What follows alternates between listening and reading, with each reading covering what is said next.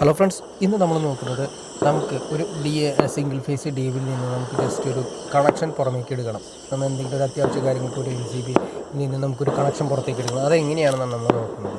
ആദ്യമേ തന്നെ ഐസൊലേറ്റർ ഉണ്ട്, ELCB ഉണ്ട്, MCB ഉണ്ട്. ഇത് ELCB ആണ്. ELCB സിംഗിൾ ഫേസ് ELCB ആണ് വരുന്നത്. അത് അതിൻ്റെ മുകളിലേക്ക് ഇങ്ങനെ തട്ടിയിട്ടുണ്ടെങ്കിൽ മുകളിലേക്ക് ഒരു സ്വിച്ചാണ്, സ്വിച്ച് വർക്ക് ചെയ്യും.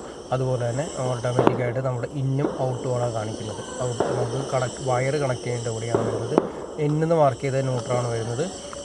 തൊട്ടുപുറത്ത് കാണുന്നത് ഫേസാണ് വരുന്നത്. നമ്മളിത് താഴെ വരുന്നിട്ട് നമ്മൾ ഓൾറെഡി ഐസൊലേറ്ററിൽ നിന്ന് ELCBയിലേക്ക് കൊടുക്കും. ELCBയുടെ ഔട്ടാണ് നമുക്ക് കിട്ടുന്നത്. ഇത് MCB ആണ്. MCBയുടെ താഴെയാണ് നമ്മൾ കൊടുക്കുന്നത്. MCBയുടെ അതായത് ELCBയിൽ നിന്ന് വരുന്ന കണക്ഷൻ താഴെ കൊടുക്കുന്നു. അതിനുശേഷം നമ്മളിത് ഓൺ ആക്കുന്ന സമയത്ത് മുകളിലേക്ക് വരുന്നു. ഇത് അവിടെ B10 മാർക്ക് ചെയ്തിട്ടുണ്ടാവും. ഇത് 10 ആംപിയർ വരെ നമുക്ക് ഇതിൽ നിന്നും എടുക്കാൻ സാധിക്കും. 10 ആംപിയറിൻ്റെ MCB ആണ് നമ്മൾ കൊടുക്കാൻ ഉദ്ദേശിച്ചിരിക്കുന്നത്.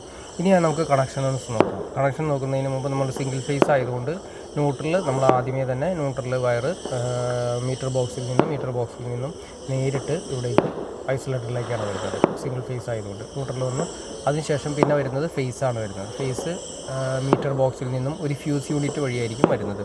ആ ഫ്യൂസ് യൂണിറ്റ് വഴി കൊടുക്കുന്നതാണ് ബെറ്റർ. എന്തെങ്കിലും അത്യാവശ്യ കാര്യങ്ങൾ നമുക്ക് ഫ്യൂസ് ഊരി കഴിഞ്ഞാൽ നമുക്ക് എന്തെങ്കിലും മെയിൻ്റനൻസ് കാര്യങ്ങൾ ചെയ്യുന്നതിന് വേണ്ടിയിട്ടാണ്.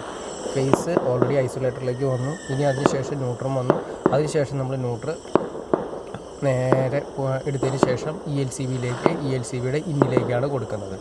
അതായത് ആദ്യം ഐസൊലേറ്ററിലേക്കാണ് വരുന്നത്, അതിനുശേഷം ELCBയിലേക്ക് വരുന്നു. ഐസൊലേറ്റർ ശരിക്കും പണ്ടത്തെ രീതിയിൽ പറയുകയാണെങ്കിൽ ഒരു മെയിൻ സ്വിച്ച് ആയിട്ടാണ് ഐസൊലേറ്റർ വർക്ക് ചെയ്യുന്നത്. അതായത് ഒരു സ്വിച്ച് സിസ്റ്റമാണ് വർക്ക് ചെയ്യുന്നത്. അതുപോലെ തന്നെ ഐസൊലേറ്ററിൻ്റെ ഔട്ട് ഫേസ് എടുത്ത് ELCBയുടെ ഇന്നിലേക്ക് നമ്മൾ കണക്ട് ചെയ്തു.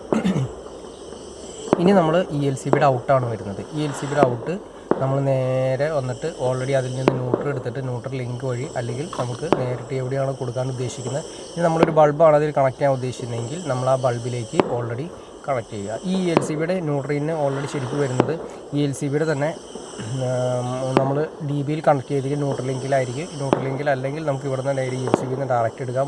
ELCBയുടെ മുകളിൽ നിന്ന് നമുക്ക് എടുക്കാം. ഇനി അടുത്തത് ഫേസ് വയർ ഔട്ട് വന്നിട്ട് നേരെ MCBയുടെ താഴെയാണ് കൊടുക്കേണ്ടത്.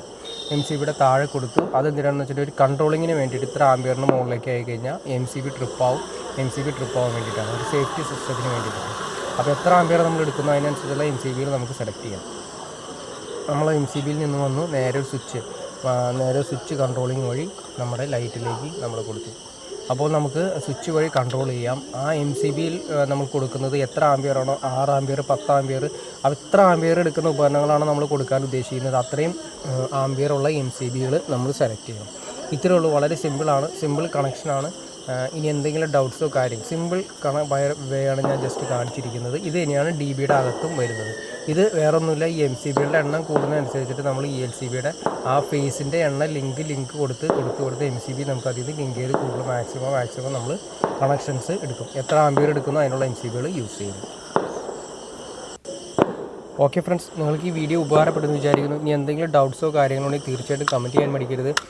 അതുപോലെ തന്നെ ഇത് ഉപകാരപ്പെടുന്ന ആളിലേക്ക് മാക്സിമം ഷെയർ ചെയ്യാനും മടിക്കരുത്, ലൈക്ക് ചെയ്യാനും മടിക്കരുത്, സബ്സ്ക്രൈബ് ചെയ്യാനും മടിക്കരുത്. ഓക്കെ ഫ്രണ്ട്സ്, ഇനി അടുത്ത വീഡിയോയിൽ കാണുന്നവരെ ഓക്കെ.